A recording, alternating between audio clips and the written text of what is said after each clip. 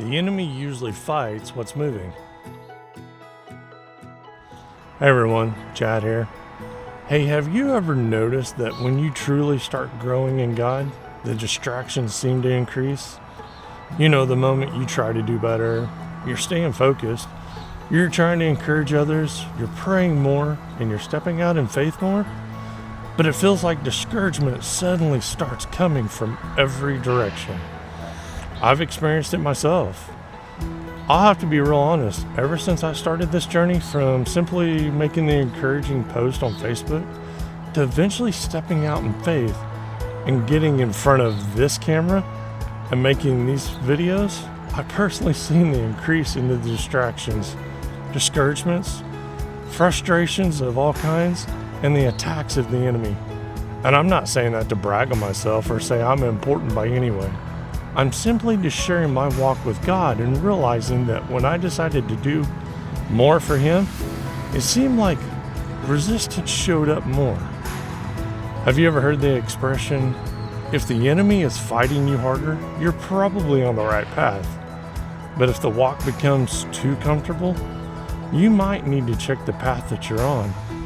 Now listen, that's not meant to beat anyone up or to make anyone feel condemned. But I do think it's important for us to ask ourselves sometimes, am I truly walking the path that God has for me? Or have I slowly drifted onto a path that's way too comfortable and it was never meant for me to be on? Because growth comes with resistance. And that's why I love Galatians 6:9. You know, it says, let us not be weary in the well-doing, for in the due season we shall reap, if we faint not.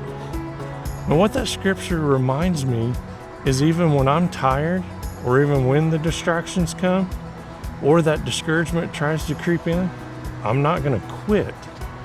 I'm going to keep praying, I'm going to keep trusting God, and I'm going to keep walking forward. Because sometimes the resistance you're feeling is not proof that you're failing. It might actually be the confirmation that you're growing. I love y'all, and I truly thank each and every one of you for following along this journey as we continue to grow stronger in God together. Because without you, this journey would not exist. God bless, and I pray you have a wonderful day.